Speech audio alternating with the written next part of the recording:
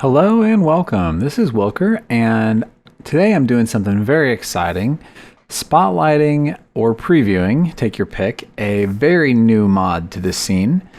This is called Big Reactors, and it's by a really cool guy named ErogenousBeef, and it replaces or complements some of the previously thought of end-game types of power solutions for both universal electricity and Minecraft joules. It's really cool. It's still in development. Actually, the mod that I'm using to record on right now is like his first bug fix testing alpha. But the goal here is to have something for you guys to see for when the mod comes out, and then of course more content will be added, and I will be sure to keep you up to date on it. So without further ado, here is Big Reactors. The first thing you're going to see is a new kind of ore, and ErogenousBeef has made it so his ore can retroactively generate in your worlds. That means you can add this mod, turn on retro generation, and get the ore in your worlds. And further good news, it's also ore dictionary compatible with uranium from both IC2 and universal electricity. So in this mod, it's called Yellowite, and it is mined just as you would expect, and you'll end up with this Yellowite ore in your inventory. And all you do is take that Yellowite ore and cook it up, and you end up with Yellorium ingots. Now, these are the basis for your kind of power system that we're going to be making here, and you use it in a couple of the blocks also. So the other new item I want to introduce you to is called a graphite bar, and this is also a component in some of the recipes that you make, and it is made by smelting coal. So instead of just using coal to smelt, it gives you something else to do with your coal, and you smelt it and you get a graphite bar. Okay, I will show you one of the new blocks right away, even though it doesn't have a ton of use just yet for what we're doing, but it's called the cyanide reprocessor, and that shows you that third item I got. And cyanite's a byproduct of the reactors that we're going to make here, and this allows you to process it using water and power back into a usable form. But that's a feature that's not 100% done yet, but you will see it has a neat little interface on it, kind of like a thermal expansion block. And it allows you to select the input and the output face, and also where the water tank access is. So that's the cyanide reprocessor. Okay, so the basic blocks that you're going to be using to build are your reactor casing, your reactor glass, and then there are 4 special blocks. There's the control rod, the access port, the controller, and the power tap. And then inside of your reactor, you build these fuel rods, okay? So these are the 7 blocks that are going to make up our big reactors. I'm going to show you basically how it works. Essentially, the big reactors are a multi-block structure, and they're built by outlining your reactor with these casing blocks. So I'm going to go ahead and do that. I'm going to make a kind of smallish one. All right, we're going to do 1, 2, 3, 4, 5. We're going to make this thing 5 blocks on a side. Okay. All right, and then of course I want to get the corners done up.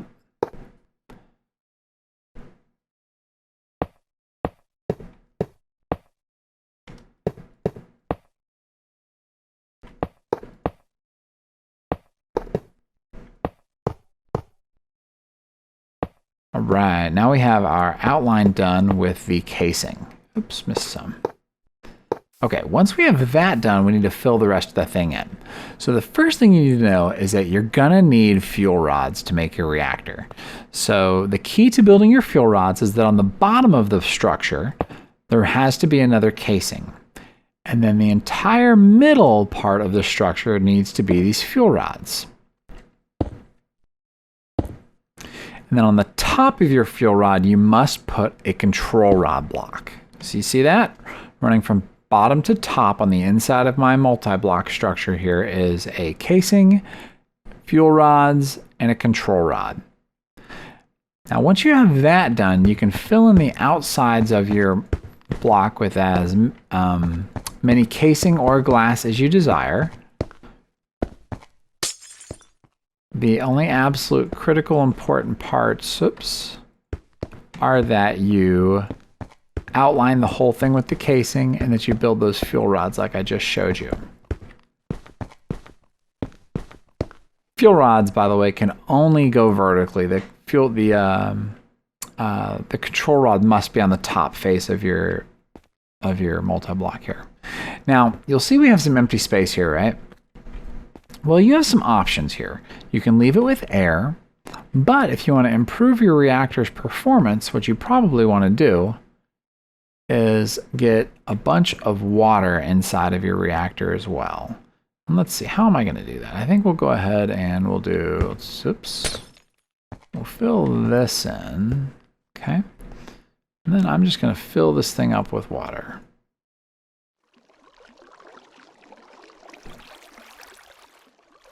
And this is going to make a mess unless I'm real careful. Pink. Uh-oh. Ta-da. And then, ta-da. So now I've got the whole thing filled with water, except of course for these blocks right here in the front. And I'm gonna knock those out real fast. Okay, so we did not use a couple of our blocks, and we're gonna talk about those right now. The first one we're gonna talk about is an access port. The access port can go on any of the vertical faces, and it has a little user interface. And this is what you do. This is the block that you use to get fuel in to your reactor and waste out of the reactor. So in this case, I'm actually going to put 2 down, okay? Now I'm going to switch this one over from input to output. The next thing we're going to talk about is a power tap. And as I'm sure you can guess, that is where you go about hooking up your wires, either your conduits or your Buildcraft pipes or whatever. So we're going to run one of those out of there, and of course we're going to get the direction turned around the right way. And you know what, just for now we'll go ahead and plug it into an empty redstone cell. The final block we're going to talk about is very important. It's called the reactor controller. Each one of these requires at least 1 reactor controller. You can use more, but they don't do anything for you, so 1 and only 1 may be the way to go. So I'm going to take that, I'm going to plug it in there too. And you notice that completed my multi-block. I got some cool textures going on the outside here. And you can very clearly see that the multi-block structure has been completed. You notice my little controller turned from black to red, and it now has a right-clickable UI. You'll see a couple of things here. There's a power buffer here that holds, I think, 1,000,000 Minecraft joules.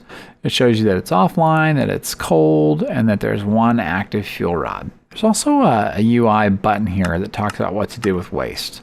And for right now, we're going to leave it on auto eject. So let's turn this thing on and see what happens. I'm going to click activate, and the reactor should start heating up.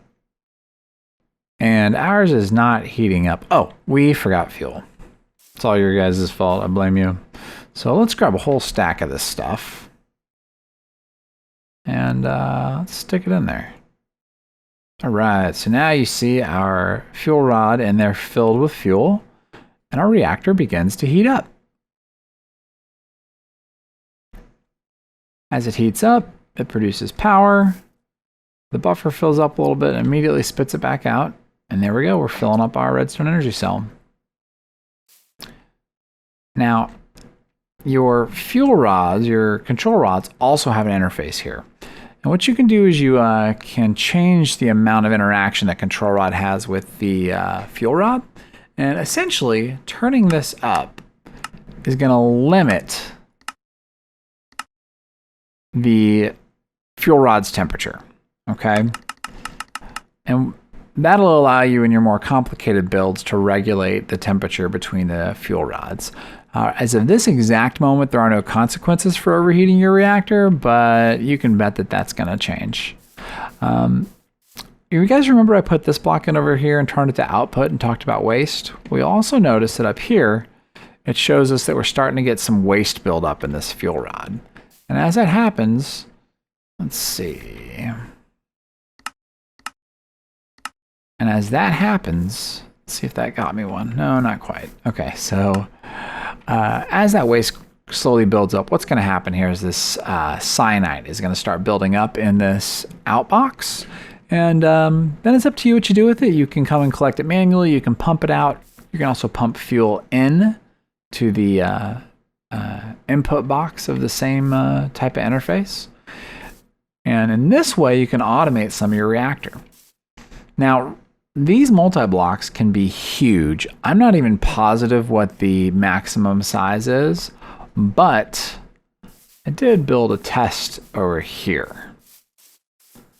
Now this is a 9x9 reactor with 9 fuel rods in it. And as you can see, once I get it turned on, I was filling up something like, I don't know, 300 or 400 Minecraft joules per tick into this thing. It was absolutely going out of control. So you can get a lot of power out of these. And this is just a basic square. I'm sure as people play with these and maybe put fuel rods next to each other, or, you know, you could even, I mean, I left a lot of space in there. You could put one in between each one of those. I bet you can get an absolute ridiculous amount of power out of these things. And like I said, I'm not sure what the maximum size is. So I really look forward to this mod kind of getting polished out and completed. I know he's going to add the ability to control the reactors remotely, or at least monitor them with redstone in order to, you know, monitor their temperature and turn them off and turn them on and that kind of stuff. So a very, very cool mod. I'm really excited for it. I love big multi-block power generation like this, and I think you guys will too. The mod is not quite 100% public at the time of the recording of this, so I'm not going to end up having a link for it in the video description, but I assume because you found the video that you've got somewhere to find it, so I do apologize for that. Again, this has been Wylker looking at Big Reactors by ErogenousBeef. Thank you guys so much, and we will see you next time.